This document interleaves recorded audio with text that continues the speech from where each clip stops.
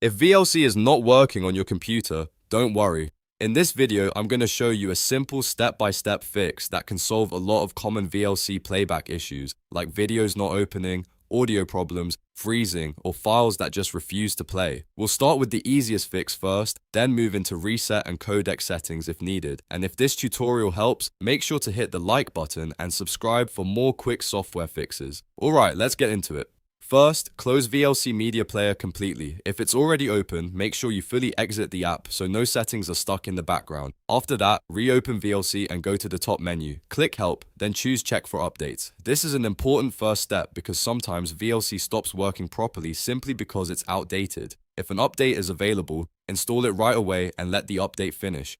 Once the update is complete, open VLC again and see if the problem is fixed. If VLC is still not working, the next step is to reset the program preferences. To do that, go up to Tools, then click Preferences. Inside the Preferences window, look for the option that says Reset Preferences. Click it, then confirm the reset when prompted. This will restore VLC settings back to default, which can often fix broken configurations, incorrect playback options, or settings that were changed accidentally. After the reset is complete, restart VLC so the changes can take effect.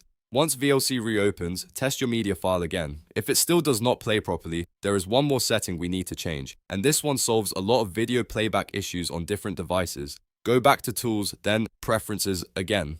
This time, look for the Input/Codec section. Inside that menu, find the Hardware Accelerated Decoding option. If this setting is causing compatibility issues with your graphics card or driver, VLC may fail to play certain videos correctly. Change Hardware Accelerated Decoding to Disable. After that, click Save to apply the change, then restart VLC one more time. Now try opening your media file again.